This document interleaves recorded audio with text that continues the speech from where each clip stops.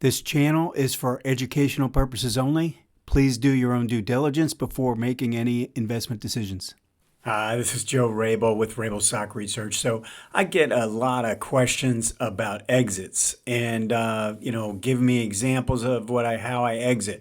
Emails nonstop. What's the exit approach? All right. So what I decided to do was just show a specific stock that's in process right now, meaning I'm in the stock. And I want to show you how I handle the exit process. It might not be what you're looking for, but this is what I do. I spent 3, 4, maybe even 5 years studying exits and trying to figure out the best way to exit. And for short-term trading, it was very, all that work really paid off, because if you're going to trade short-term, meaning like swing trading, then you need to understand what you're looking for in terms of exhaustion signals and selling into strength and all that. But when you're trend trading, you have to have a different mentality. And I want to go through a trend trade and show you kind of the approach that I use, because the goal is to be consistent. It's not to be a hero. So let's go ahead and get into this. Now, if you want to learn more about some of these techniques that I use to get in these stocks, you can start with my book. You can click the link in the description to find out more. And also, if you do enjoy this content, please hit that like button and also subscribe. Okay, so I've got the grid, my chart grid of Keysight Technologies, KEYS. Now, I like to show this and explain, because we always have new people turning on to the video, haven't seen anything that I've done in the past. So this is a monthly chart in the bottom left, and then a weekly in the bottom right, a daily in the upper right, and then I put another weekly chart, all right? And it's got the 18-month in green here overlaid on top of the zigzag price action. And then I've got the relative strength, and I've got the RSIs, all right? And I do two different RSIs. The red line is the 20 RSI, and the green, purple line is a 5 RSI to act as an overbought, oversold oscillator. All right, now that's my setup, and I'll tell you this. If I get a call from one of my institutional clients, portfolio managers of big mutual funds or something like that, this is the 4-chart grid that I'm looking at. Pretty much lean on, this is like 99% of what I'm looking for to try and determine what I think about a stock. All right, now, I really like to start in the bottom left here with the monthly chart and get a feel for it. And if you notice what happened here, stock made a big move into the end of 2021, came down, and obviously had a rough period in 22. But like the middle of 22, it kind of bottomed, turned around, and then we formed this sort of pattern. You can see just this sideways movement here for 2-3 years. And notice what took place with the MACD. The MACD was very overbought, and then it worked its way down, started bumping off the zero line and holding that zero line, and we saw no real selling strength through that whole period as the ADX stayed low during the decline phase. All right, so these are all positives, and what I'm kind of trying to find is something that has a sideways line, meaning it's bumped its head up against the same level a couple times, but it also has this big sideways kind of basing pattern in place, because the reason is that I'm trying to get in something that I think can move and keep going, and not just go for one leg and then fall apart, but go up, pull back, go up, pull back, go up, pull back, hopefully for a few years. Okay, so when I'm trend trading, especially when I'm using the monthly as the trend time frame and the weekly as my trigger time frame, I'm really looking for something that has some juice behind it, like real potential that could go up for quite some time.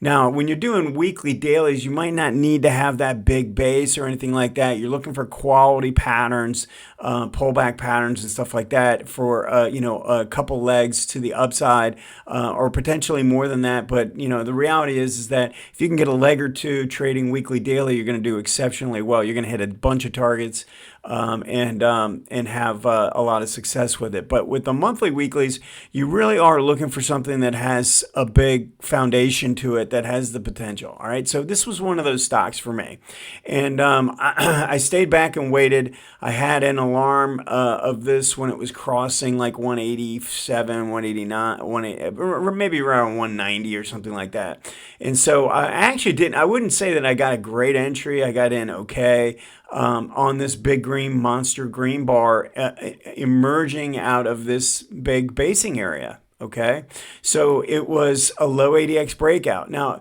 if you look at the way this played out, I mean, you can see that there was a decent amount of volatility in this. It wasn't the type where all three lines were below the 25 level, which is typically, what I love to see. But you don't always get that. But this still met all the criteria that I like to look for. Low ADX on the higher time frame, low ADX on the higher time frame, and then on the lower time frame, same thing. And then we get the big green bar to signal the sign of a trigger that it's time to start moving to the upside. Now you can see we got improvement in the relative strength. It was starting to shift, and then we've gotten more confirmation with this move. Now when we get into the way this played out, so. I'm in this, and I'm using two ATRs, okay, for whatever the lower time frame is, as my stop point. So I'm kind of thinking about how far away am I relative to volatility, and I'm going to put the stop down. So it turned out that the stop went right underneath, and so what I do is I use this as a ballpark estimate. All right, now if let me just erase all this and show you. So if the stop using two ATRs is just above this big green bar, then I'm going to put it just below. Okay, and I think that's exactly what happened on this one, although I don't remember exactly. So either way, the stop goes below the big green bar, which is a good stop point. There's nothing wrong with that. If you take out this big green bar to the downside, take out the low of that, the odds of this doing anything to the upside anytime soon are very, very small. So it's a good stop placement. Now, what I do from there is I look at, and I have it all calculated in an Excel spreadsheet, which actually is in my course. At the end of my course, I have the link where you can just you get that as a part of the package. But what I was going to say is that, so I've got my entry here, I've got my stop here, my initial stop. Now, my target is the same distance from entry as my stop is. So that would be 1R, meaning how much am I risking from entry to my initial stop? And that is the risk level. All right, that's one risk level. And that is the target area that I'm looking for. If I can get to that 1R level, then I take a quarter of the position off. All right. And I actually at the same time will raise the stop halfway. Now, I don't go all the way to break even, but I cut the risk in half when I hit that first target. All right. Now, what I'm doing when I do this is I'm taking 99% of the risk out of the trade, because by taking a quarter off and raising the stop a little bit here, I have essentially turned it into a break-even trade. Okay. But I still have the bulk of what I bought. All right. And, I'm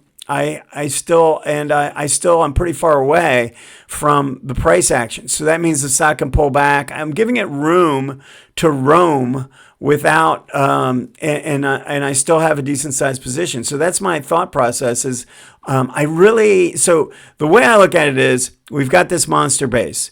I think there's a chance that this is going to turn into a big winner, but it's only a chance. We never know when that's going to happen. So my thought is this the one? I really don't know. I really don't care, but this is one of a series of trades that I'm putting on. And I'm saying, I think there's a potential for this to go up. Now, if I put 25 of these on, there's a very good chance at the end of those 25 trades that I'm having I've done very well. Okay. So, assuming that you've got decent market conditions, but you try and do that during a bear market, you're going to struggle. But that's why I put that third course out there. So if you think about it, we put this trade on, we have our initial stop, we take an initial target, we take a quarter off, we raise the initial stop halfway, all right? And now all of a sudden I've got 3/4 of my position and I'm still giving it some room. Now, if it goes to 2R, which is 2 times your entry to your risk, then your original entry to your stop, all right, if you get 2 times that, then I actually raise the stop to a break even. I just put it right where I entered.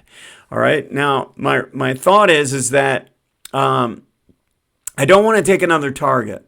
All right, because I'm trying to turn this into a bigger winner. I want this to have the potential to be a bigger winner. At least that's my whole thought process. I've already turned it into a break-even trade and I've taken a small profit. So I don't really need to take another profit here. I take another one at 3R. Okay, so when I get to 3R now, I've averaged 2R on the first half of the position. So I've sold half at this point because I took a quarter here and I took a quarter here. And now I've sold half. All right, and so I have made 2R on the first position, on the first half of the position.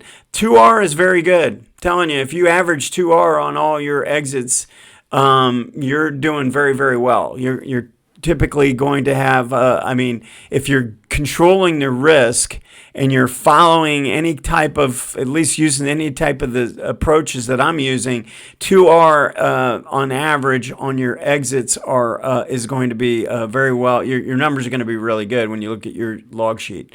All right, in the end, after 1,000 trades or 500 trades or whatever. All right, now. What I do from here is at three, I take another one, and then I leave the target where it is at this point. All right, I'm not changing it. But when I get to 6R, all right, when I get to 6R, now the initial stop, moves up, and I take it all the way up to 3R. All right, so now my stop is at 3R. My target is at 6R. I've already taken two profits. I'm going to take a third at 6R, okay, and I'm raising the stop to 3R. And then if I get stopped out of the last one, I get 3R for that. All right, three times what I risked. And then from there, what I do is that at 9R, the stop goes to 6R. At 12R, the stop goes to 9R. All right, 15. 18, we keep going and keep going. I've had some trades in a good market environment, when the market's just going up, where I've had, I think the highest one I had was, no, I don't know if it was the highest, but 30R, 25, 27R, those have happened just not that long ago, right? I had some monster winners that just keep going, and you just never know. And that last piece it actually is a little scary because it becomes a pretty big part of the portfolio, but you've already taken so many profits in it, and your stop is only 3R away.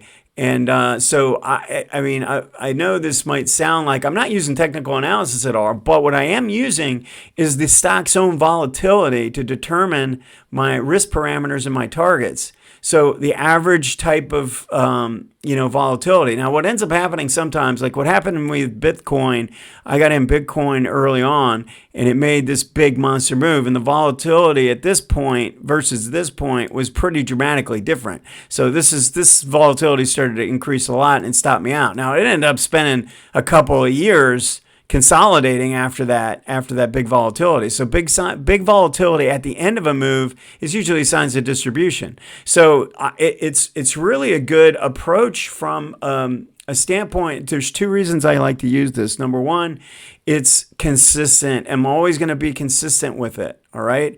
I'm not like trying to pick a top one time and then another time letting it go. I'm not trying to be a hero every time, looking for that perfect exit point and seeing. Now, if I'm like I said at the beginning, if I'm trading short term and I'm trading for just a 2 to 10, couple days to a couple weeks, I'm looking for all those things. I'm looking at all the technical analysis. I'm looking for signs of exhaustion. All those things come into play. But for trend trading, you have to have a different mentality if you're really going to catch some big wins. The whole a reason why you want to do this is to catch these monsters. Now, if you just caught 6R and you got three of your targets and then get stopped out at 3 for the balance, you're still doing very well. Okay, I mean, you're still going to have an average of 2.5 to 3R on your wins. Okay, but every now and again you're going to catch that one that's just going to go. Just a couple a year make a pretty big difference if you have one that just keeps going. So that's the whole idea behind what I'm doing. Again, I know a lot of people might not be. They were probably expecting something in the way of how I look at ADX or how I look at MACD and how I look for multiple time frame signs of exits and all that. And yeah, I mean, you can do that with a daily, with an hourly, and a 10-minute, and look for those signs if you want to exit quickly and be a trader. Okay, but if you're trend trading, it's a totally different mentality. And this is, I basically like to look at this as like the buys that I do are not just a typical trend trading approach, right? I'm looking for so many other signs that I think the potential is very, very good if it breaks out. So this is one of those stocks, but it's only one in a series of trades. For all I know, I hit one target, it's going to come down and stop me out. I'm fine with that. I can live with that. If you can't live with that, then you really shouldn't be trading. You have to have that mentality if you're going to, if you're going to be consistent. And I think consistency for trend trading is one of the most important things you can do. So, I know there's guys out there that are, if you do that are trend followers that are buying and they're just letting the stock go. And they're not taking any partial profits or anything like that. That's fine. But I'm trying to have a consistent looking equity line. I want that equity line to be as consistent as it can be. And I like this approach. This is something I can stick with through thick and thin. If you get to that first target, you're feeling really good about that trade. All right. The more 1Rs you can hit, the better trader you're going to be. And I would just try and do that. Just keep trying to hit 1R. You never know which ones are going to turn into the 30Rs. Okay.